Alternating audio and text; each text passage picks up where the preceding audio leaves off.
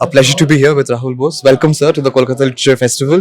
You're going to be part of a session called Cinema, which leaves it very open ended. So, what are you going to talk about? What angle are you going to take for the conversation? Well, I think the angle that we're going to be exploring is the relationship between cinema in the theaters and cinema on the over the top platforms, OTT platforms. So I think that in itself could you could have 10 sessions on that. So I think that's what I've actually been thinking about for this session. And generally, I think every filmmaker and every person in the film business is now looking at the incredibly accelerated change that's happening due to the beautiful disruption of OTT. There is this narrative that OTT and theatrical films are somehow at daggers drawn, that they seem to be undercutting each other, or at least that has been the perception in certain quarters. Would you agree or would you disagree to that?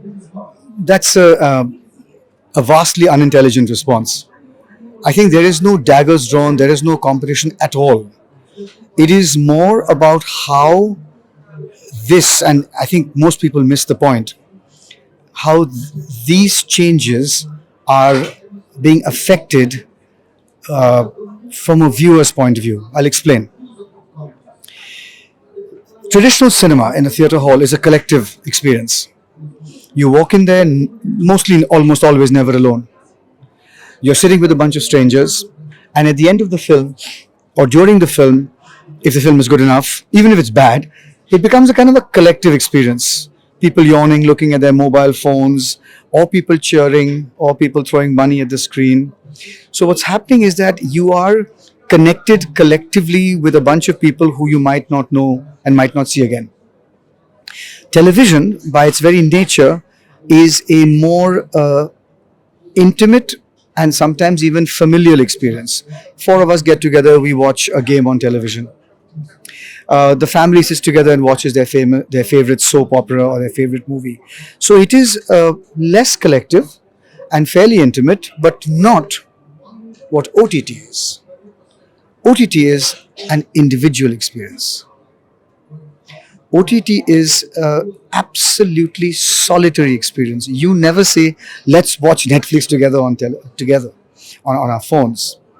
So, because now you look at it from the viewer's point of view, there are three different psychologies. What's the first psychology? The first psychology is, because this is a collective experience and I have paid money to come into some external space and there are other things around it, sound and music and food and the interval and all of that stuff, I will add those things to my cinematic experience and make certain compromises if I have to the experience, saying that it's okay, I had a good time going out. Reverse of that is, it took me so long to park, I'm spending so much money, the film better be good. Both ways, the external factors are affecting your experience with the film. When it comes to sitting together on television and watching something, it is clearly something that you guys have decided to watch. Right? So you're going to sit there, whether it's a sporting event, and it's more about this sharing. Even if it's bad, you're sharing actively. You're talking, you're chatting, you're going to the kitchen, you're getting some food, you're, during the ad breaks. You understand? So it's much more about these people here. And finally, when it's the solitary experience, and this is something that everybody talks about, that because it is a solitary experience and because people are watching things from all over the world, people are becoming more demanding of product OTT. Incorrect. Yes, there is one group of people who, because they are exposed to the narcos and the undoing and whatever things of the world, will start saying, why is our Indian content not quite as good?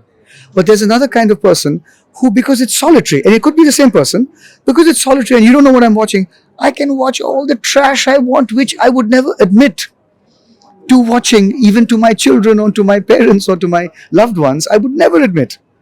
But here I am, imbibing all the stuff that you have no clue that I'm imbibing. So it could also provide a massive encouragement to terrible product. You understand? So this is actually what the relationship, it should be looked through the lens of the viewer. When you look at it from the lens of the viewer, where is the fight? There's no fight. All of it coexists. And that is what, people should be talking about this with evangelical energy, because this is what people need to understand. As I said, the response that you're giving me is a vastly unintelligent, unthought out response. Let me segue into how sports and cinema combine. Of course, you have combined and straddled both those worlds. So we have seen a lot of biopics coming in over the last few years. But do you have any issues with the way sports storytelling works in cinema? Do you want certain kinds of sports films to better represent the stories of athletes, better represent the reality of Indian sports? It's a mixed bag. Have you seen Any Given Sunday by Oliver Stone?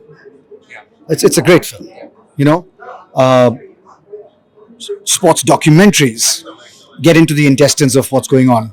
You only have to look at the one about the test, or you have to look at Michael Jordan's documentary. There's so many where you can really get into that drama. So I think documentaries are very, very well suited to this subject. Getting back to sports biopics, the reason why they have taken off, and I think that this is something that a few people have noticed, is that in extremely optimistic good times, there is a sense of wonder and you're prepared to be taken on a fantasy. But when times get very tough and people get very cynical and there's a basic disillusionment with what you see around you, then I don't want to see somebody flying from rooftop to rooftop.